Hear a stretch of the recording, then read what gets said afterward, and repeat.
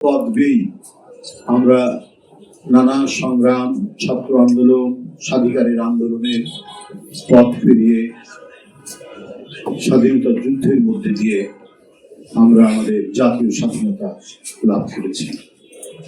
সুতরাং 21শে ফেব্রুয়ারি আমাদের জাতীয় স্বাধীনতা সংগ্রামের যুদ্ধের প্রথম সভা। শুধু তাই নয়, আমাদের সাংস্কৃতিক আন্দোলনেরও একটি অন্যতম ধাপ। আমাদের ভাষার অধিকারকে বঞ্চিত করার গভীর ষড়যন্ত্র করা হয়েছে। এই ষড়যন্ত্র রুখতে গিয়ে সেদিন ঢাকা বিশ্ববিদ্যালয়ের রফিক, সালাম, জব্বার, শফিউল তারা তাদের বুকের রক্ত ঢেলে দিয়েছে। তাদের আত্মোৎসর্গের মধ্যে দিয়ে আমরা যে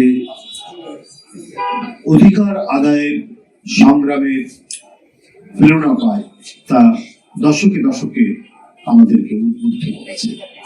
এবং সেই পথ বেয়েই আমি আগেও বলেছি, ছাত্র অধিকার আন্দোলন, স্বাধিকারের আন্দোলন, স্বাধীনতার যুদ্ধ এবং 90-এর গণতান্ত্রিক আন্দোলন এবং 24-এর ছাত্র জনতার আন্দোলন, প্রত্যেকটি আন্দোলনের প্রেরণা ছিল 52-এর ভাষা আন্দোলনের সেদিন ছাত্রদের অকাতরে নিজের জীবন দেওয়া। আমরা এবং আমাদের এই জাতির সেদিনের সেই অদম্য সাহসী সন্তানেরা, যারা আমাদের পূর্বসূরি, তারা পথ দেখিয়ে দিয়েছে কিভাবে অধিকার আদায় করতে হয়, কিভাবে অন্যায় সিদ্ধান্তের বিরুদ্ধে নিজ জাতির যে প্রয়োজনীয় যে অধিকার, সেই অধিকার কিভাবে বাস্তবায়িত করতে হয়। এবং সেটি আমাদেরকে যুগে যুগে প্রেরণা দিয়েছে। দশকের পর দশক আমরা সকল অন্যায়ের বিরুদ্ধে, ঔপনিবেশিক শক্তি পাকিস্তানের এবং তারপরে দেশীয় দানবীয় শক্তি, একদলীয় ভয়ঙ্কর রাক্ষসী শক্তির বিরুদ্ধে আমরা বারবার রুখে দাঁড়িয়েছি। অকাতরে জীবন দিয়ে আমরা স্বাধীনতা এবং গণতন্ত্রের গৌরবকে রক্ষা করার প্রচেষ্টা চালিয়েছি। তাই এই জাতিকে নানাভাবে, সে দেশীয় শোষক এবং দানবীয় শক্তি হোক আর বিদেশি শক্তি হোক, কেউ আমাদের যে অন্তরের, আমাদের ভিতরের যে সাহস, যে বীরত্ব, এই বীরত্বকে কখনোই দুর্বল করতে পারেনি। বরং সকল অত্যাচার, উৎপীড়ন, নিপীড়ন, গুম, খুন, গুপ্ত হত্যা, অসংখ্য মামলা, কারা নিপীড়ন, নির্যাতন, আয়নাঘর সবকিছুকে অতিক্রম করে অবশেষে জনগণই বিজয় লাভ করেছে, গণতান্ত্রিক শক্তি বিজয় লাভ করেছে। এদেশের স্বাধীনতা এবং সার্বভৌমত্ব এবং গণতন্ত্র মনা মানুষই বিজয় লাভ করেছে। পরাজিত হয়েছে সেই সমস্ত ঘাতকরা, সেই সমস্ত জল্লাদরা, যারা নিজ দেশের সন্তানকে হত্যা করতে দ্বিধা করেনি, শুধুমাত্র নিজেদের ক্ষমতা, নিজেদের লুটপাট, নিজেদের টাকা পাচার এগুলোকে বজায় রাখা, এগুলোকে রক্ষা করা। কিন্তু আলটিমেটলি চূড়ান্ত ভাবে যে তারা যে সে রক্ষা পায় না, তাদেরকে যে পালিয়ে যেতে হয়, সেটির প্রমাণ আমরা পেয়েছি 5ই আগস্টে 2024 সালে। সুতরাং আবারও যদি কেউ মনে করে কোনোভাবে এত আত্মদানের মধ্যে দিয়ে বিএনপি এবং গণতান্ত্রিক রাজনৈতিক দলগুলো 15 বছর শেখ হাসিনার বিভীষিকাময় অত্যাচার সহ্য করে, তার আয়নাঘরের নিপীড়ন সহ্য করে, তার সকল ধরনের উৎপীড়ন সহ্য করে লড়াই করেছে, সে লড়াইয়ে আমাদের কাছ থেকে আমাদের সহকর্মীরা হারিয়ে গেছে, নিরুদ্দেশ হয়েছে, গুম হয়েছে।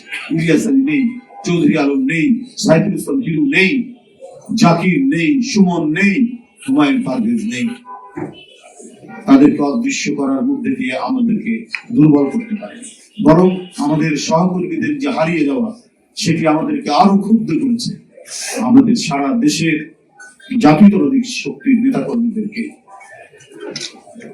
প্রতিশোধে ক্ষুব্ধ করে তারা এই পৈশাচিক যে আচরণ, একটি গণবিরোধী সরকার, সেই সরকারকে পরাজিত করতে সক্ষম হয়েছে। যাই হোক, আমরা সকল সময়ে আজকে 52-এর পর থেকে কয়েক দশক ব্যাপী আমরা পালন করে আসছি 21শে ফেব্রুয়ারির চেতনা, এটি অম্লান চেতনা। এই চেতনা আমাদেরকে সবসময় অত্যাচারী, উৎপীড়ন, বিদেশি শাসক, দেশীয় দানব এদের বিরুদ্ধে লড়াই করতে উদ্বুদ্ধ করেছে। তাই 21শে ফেব্রুয়ারি আমাদেরকে নানাভাবে, নানা দিক থেকে আমাদেরকে প্রেরণা জাগায়, আমাদেরকে উদ্বুদ্ধ করে এবং আমরা প্রতি বছরই এটি আমরা পালন করি অত্যন্ত সগৌরবে। এটি যেমন একটি দুঃখের দিন, আবার এটি এই দেশবাসী, এই জাতির একটি গৌরবের দিন। কি করে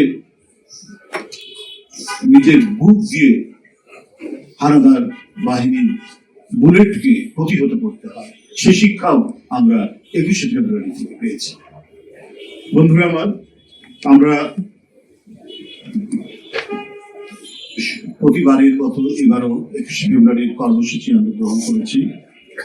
আপনারা জানেন যে মহান 21শে ফেব্রুয়ারি যে চেতনা এবং এর যে প্রেরণা, এটি শুধু বাংলাদেশের ভৌগোলিক সীমানার মধ্যেই সীমাবদ্ধ থাকেনি।